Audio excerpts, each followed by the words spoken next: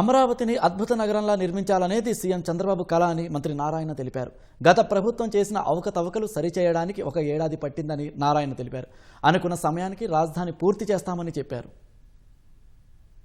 Land pulling కి notification 2015 జనవరి 1 ఇవ్వడం జరిగింది. ఇస్తే కేవలం 58 రోజుల్లో ఒక్కటంటే ఒక్క లిటిగేషన్ లేకుండా 34,000 ఎకరాలని రైతు సోదరులు గౌరవైన ముఖ్యమంత్రి గారు ఉన్న నమ్మకంతో ఇచ్చారు. క్యాపిటల్ సిటీ నిర్ణయించడానికి కానీ, ల్యాండ్ పుల్లింగ్ చేయడానికి కానీ, టెండర్లు పిలవటానికి కానీ దాదాపు 3 సంవత్సరాలు పట్టింది. అంటే మెయిన్ వర్క్స్ అంతా ఎప్పుడు స్టార్ట్ అయినాయంటే 2017 మిడిల్ నుంచి 2018లో, అంటే దాదాపు 1.5 ఇయర్లో. ఆ 1.5 ఇయర్లో 9,000 కోట్లు ఖర్చు పెట్టాం. కానీ 2019లో ప్రభుత్వం మారటం, గత ముఖ్యమంత్రి 2014-19లో అసెంబ్లీ సాక్షిగా అమరావతి రాజధానిని చేతులెత్తి 30,000 ఎకరాలు ఇక్కడ కావాలని ప్రభుత్వం మారంగానే మాట మార్చి 3 రాజధానులు తీసుకొచ్చాడు.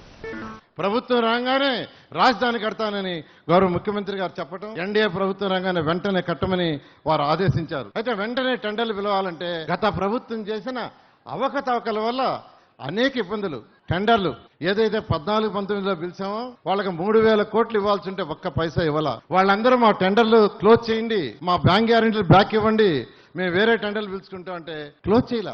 వాళ్ళని అనేక ఇబ్బందులు పెడితే వాళ్ళు ప్రభుత్వం రాగానే మా సమస్యలు సాల్వ్ చేయమంటే టెక్నికల్ కమిటీలు వేసి సున్నితంగా, అంటే మళ్ళా వాడు కోర్టుకు పోతే రాజధాని అయిపోద్ది, కోర్టుకు పోకుండా సున్నితంగా టెక్నికల్ గా అవన్నీ సాల్వ్ చేసి మళ్ళా టెండర్లు పిలవటానికి మొదలయ్యాం. అయితే టెండర్లు పిలవాలంటే గత 5 సంవత్సరాల వర్క్లన్నీ ఆగిపోయినాయి. ఆ వర్క్లు ఎలా ఉన్నాయో చెక్ చేయడానికి ఐఐటి చెన్నై, ఐఐటి హైదరాబాద్తో మళ్ళా కమిటీలు వేసి వాళ్ళ దగ్గర రిపోర్ట్స్ తీసుకుని వర్క్ స్టార్ట్ చేసాం. ఉత్తర రోడ్లు అయితే ఎప్పుడు అయిపోయినాయి. రోడ్లతోటే underground drainage, drinking water, reused water, storm water, electrical lines, అన్ని లైన్స్ అండర్ గ్రౌండ్. ఎందుకంటే ముఖ్యమంత్రి గారు ఇచ్చిన ఆదేశం ఏంటంటే ఇది ప్రపంచంలో ఉన్న టాప్ 5 సిటీలో ఒక సిటీ కావాలి, ఇంటర్నేషనల్ సిటీ కావాలి.